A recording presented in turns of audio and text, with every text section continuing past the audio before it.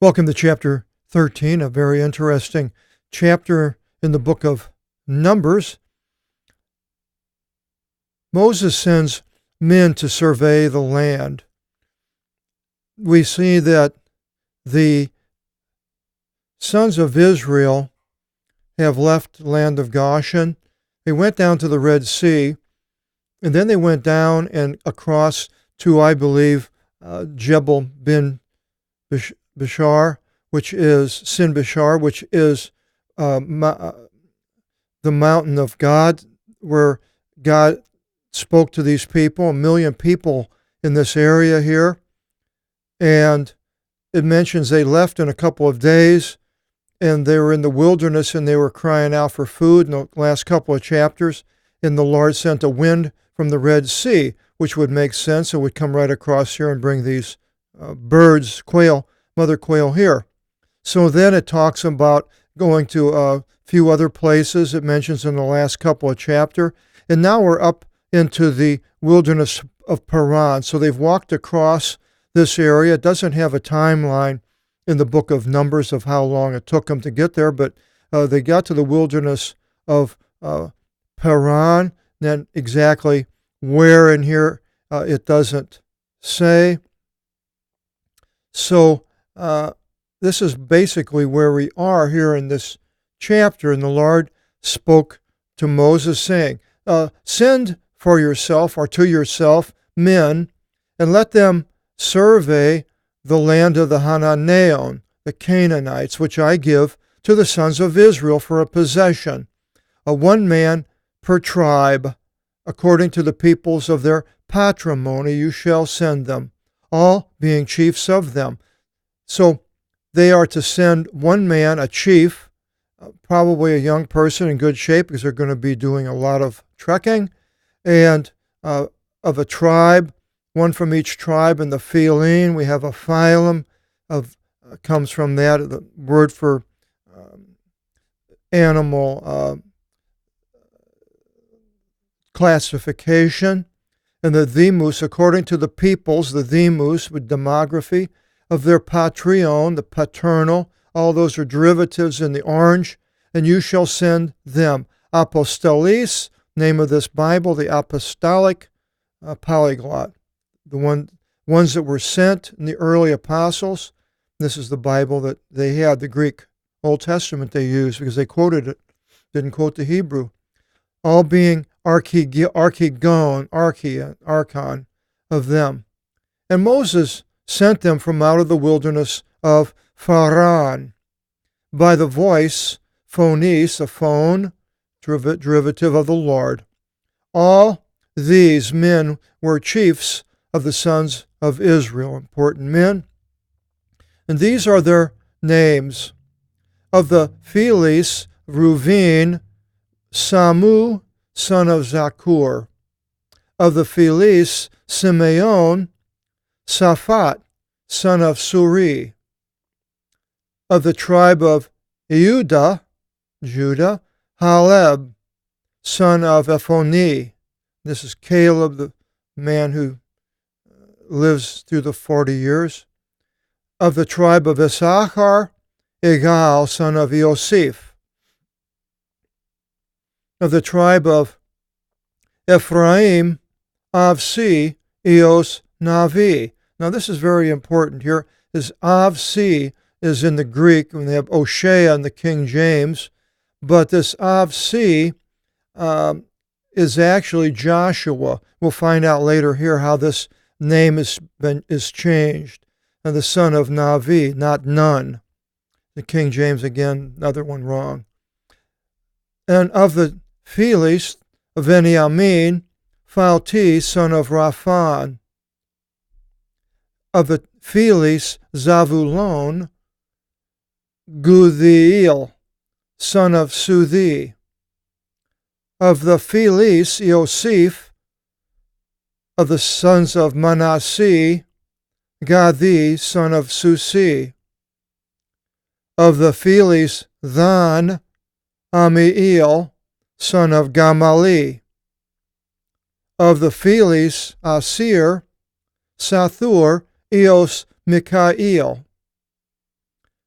Of the Philis, Nephthalim, Navi, Eos, Avi. Of the Philis, Gad, Guthiel, son of Maki. These are the names of the men which Moses sent to survey the land. And Moses named Avsi, Eonavi, Esun. Now, this to me is probably the most important verse in the Old Testament, because this is where we meet Jesus, because this is Jesus in the nominative. In the nominative, his name is, we call him Jesus. In the King James, messed it all up by giving everybody same spelling but different names. I can't believe they did that. They gave him Joshua for the Old Testament, and then Yeshua, another place I think it's in Nehemiah, Ezra, Nehemiah, and then Jesus, Jesus, Jesus in the Greek in the New Testament. So 3 different names for the same person of spelling of the same name. And it started right here. Now, to make things more interesting, I found, was to go to the Hebrew. And I have here the Hebrew alphabet. I'm putting together a study. Hopefully I'll have it done in a couple of weeks. It's going to be called The Name. And the name, of course, is God. The name. We hear Jehovah and Yahweh and so forth, and I'll be bringing this all out. But if you see the alphabet, the Hebrew alphabet's on the left, and all the numbers of goes for that. These are the Apostolic Bible numbers for that that all start with the Aleph, and then I'm putting the Greek equivalent and examples and their source on the right. So you can see when the translators of the Hebrew scripture into Greek 200-300 years before Christ, when they chose the word or the letter to the best use for the sound or the writing, closest to the writing of the Hebrew, would be these letters here. So Aleph was alpha, the vet, some people call it a bet, but it looks like a B, but it's called Vita in Greek. A Gimel, we have Gamma, Dalet, Delta, and all have the duh sound.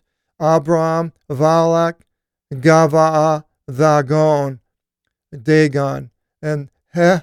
Now here's a problem here with Heh. Now this is very important because Heh is not ever used as Huh. It's always Ah. Generally, most of the time Ah. I think I'd say 3/4 of the time. Sometimes O and O, Ah. But it's not. There's no Ha sound at all in the Greek, and so cut that H out, and wrong keyboard.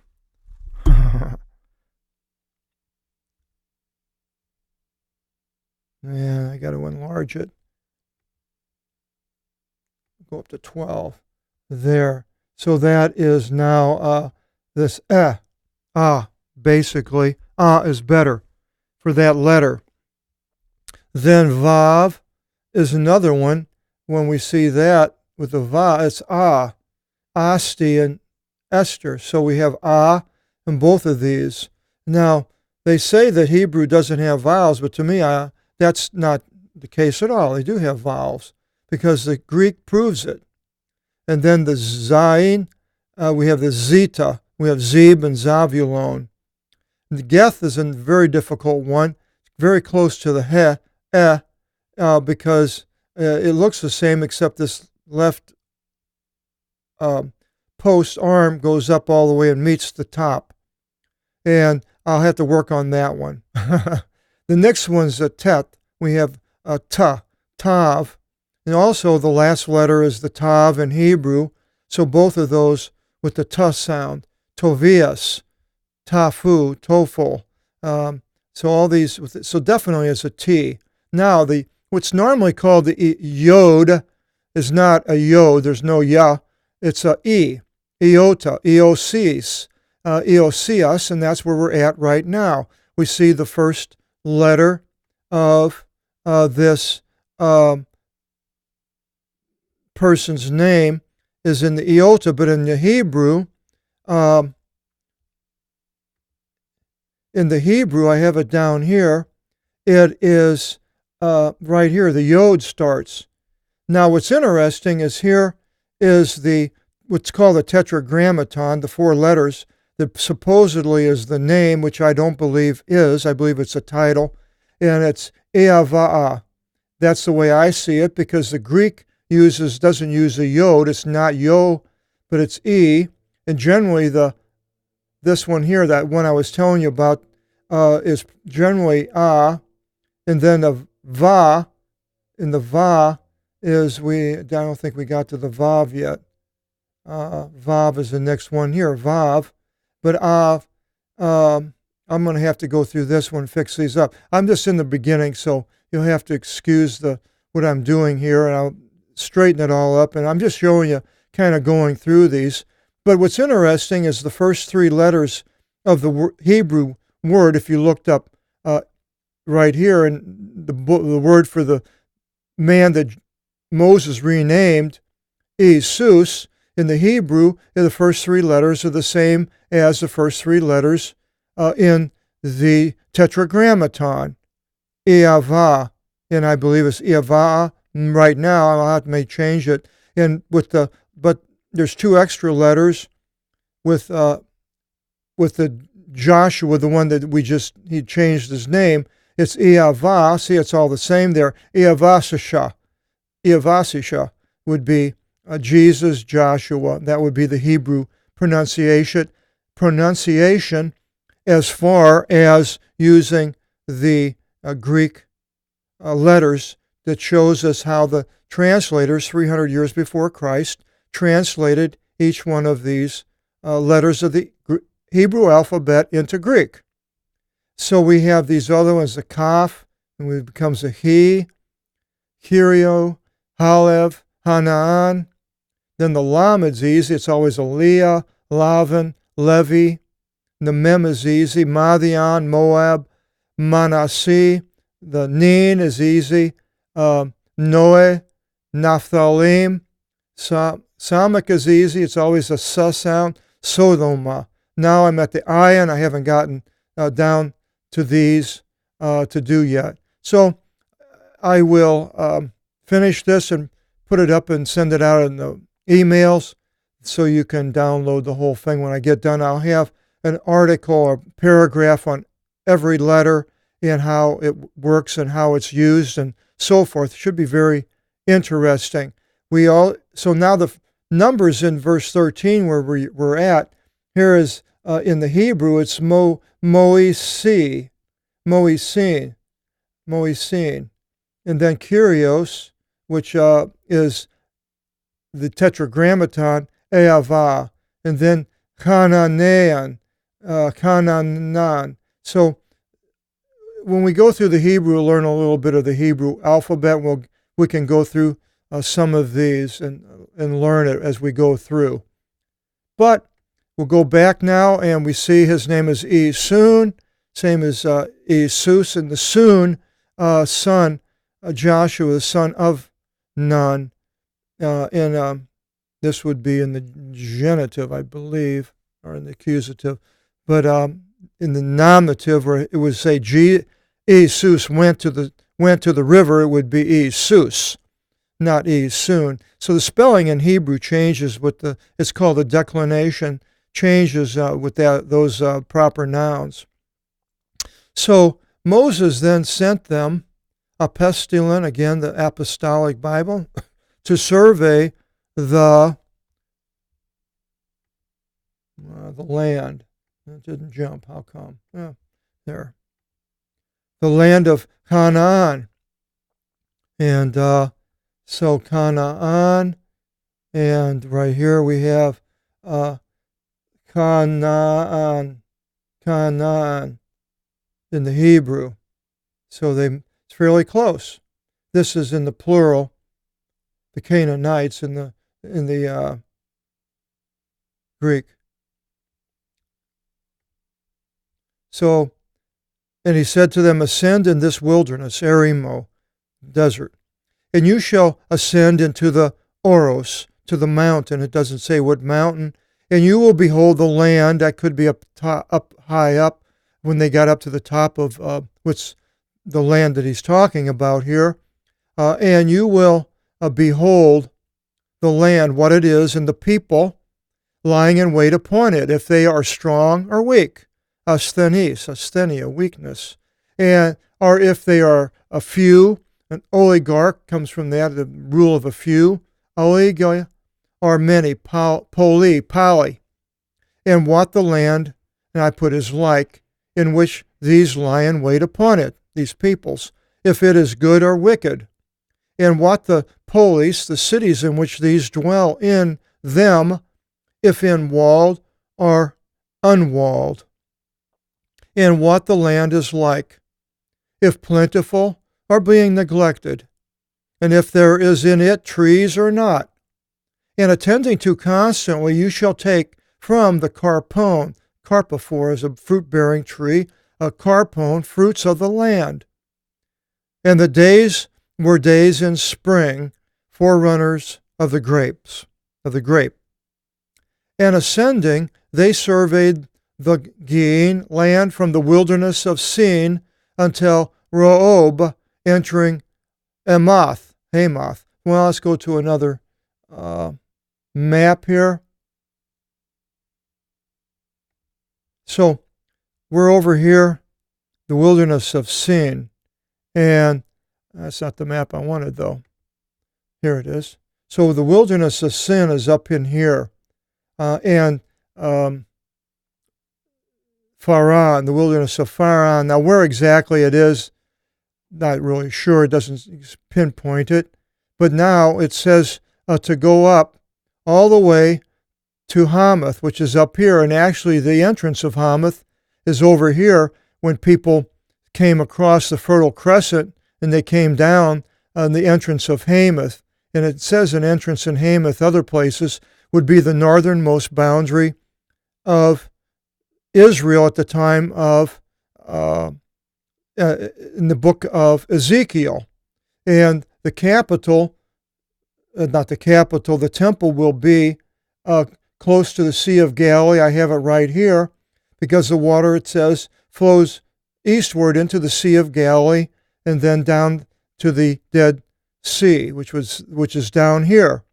So now, this whole area, to go from there to there, I looked it up, and it's about 400 miles. Okay? Now, I looked it up also to see how much people could walk, and in one site, it said many trained walkers finish a 26.2 mile walker-friendly marathon in about 7 hours with no breaks. And if a walker is well trained, which these were because that's all they did, and taking breaks and a meal stop, then 20 miles a day is reasonable. So 20 would be times 2 would be 40. So they could go instead of 8 miles, half the day, they could go the full day. They could go. That would be 40 miles a day, and 40 days. That would be 1,600 miles. So that would give them a round trip twice. So the round trip from Hamath from down here is about 800 miles. So they could do that within this formula of fairly reasonable walking and carrying things as it describes in the Bible. In ascending, they surveyed the land from the wilderness of Sin until Rehob, entering Hamath. And they ascended by the Arimon, the wilderness, and came unto Hebron. And there was Ahiman and Sheshai and Talmai, the families of Amalek. So now Hebron is just right, Hebron is right here. And so the Hebron, and then it mentions Tanis. So they're fairly, this is probably, they came across, they went down, came across up to here, and now they're there, and mentioning those places. And it says, and the families of Anak were there. Now, who they were, I looked in the Hebrew, and it's really confusing. I couldn't understand it, because it didn't really have the word Anak in Hebrew even, in Greek, so whoever these people are. And it says, and Hebron was built 7 years before Tani, and it's Tanin or Tanis of Egypt. So it's in Egypt, so it's probably Tanis instead of the King James has Tanin. It's Tanis. And they came unto Ravina a cluster, and beat from there a vine branch and cluster of one grape from it. Now, the ravine of the cluster, oh, I guess I don't have it here, was actually, I think, another name, something, don't remember what I wrote, but they had a name. That's in Hebrew, it's not ravine of the cluster, it's got a Hebrew word, one word. And they beat from there a vine branch and one cluster of the grape from it. So when they got up there, apparently the grapes were growing. And they lifted it upon bearing poles, even from the pomegranates, and from the fig trees. And that place they named Ravine of the Cluster, on account of the cluster of grapes which the sons of Israel beat from there. And they returned from there after surveying the land 40 days. And having gone, they came to Moses and Aaron and to all the congregation, synagoguein, a synagogue of the sons of Israel, into the wilderness of Paran Kadesh. And they answered, Kadesh, and they answered to them a word and to all the congregation, and showed the fruit of the land. And they described to him, probably Moses, and said, we came into the land unto which you sent us, a land flowing Gala and milk, galactic, the Milky Way. And this is the fruit. Only that the nation dwelling the land is bold, and the cities are fortified, being walled and great, very much so. And the generation of Anak we saw there, and probably the giants, and Amalek, who they fought earlier, the first people they fought coming out of Egypt, dwells in the land to the south, and they have an issue against these people. And the Hittites and the Hivite and the Jebusite and the Amorite dwell in the mountainous area. So that was the mountainous area, the mountains that he said to go up to, which would be way up to the north. And you can see on this map the mountains up here. So if they went up, and how exactly they went up, but now they hit these mountains here. So they're not going to go across them. They're either going to go to this side, they may have, and then got up to Hamath, and then came down through the entrance to Hamath and coming down, or they may have come in the middle, doesn't say, and went back down. So all these people, and the Canaanite dwells by the sea, so they must have been over there by the sea. That would be that entrance to Hamath, and by the Jordan River. So they went up the Jordan, came down probably by the ocean. And Halev quelled the people before Moses. Quiet, and said to them, not so, but ascending, we will ascend, and we shall inherit it. For by might, Dina, we shall be able to prevail against them. And the men going up with him said, well, we ascend not, for in no way should we be able to ascend to the nation, for it is stronger rather than us. And they brought an astonishment of the land of which they surveyed it to the sons of Israel, and the people became scared, astonished of what these other men were saying outside of Caleb. And the land which we went by it to survey, it is a land devouring the ones dwelling upon it. And all the people whom we see in it are exceedingly tall men. And reminds me of peoples that have to fight peoples that are much larger.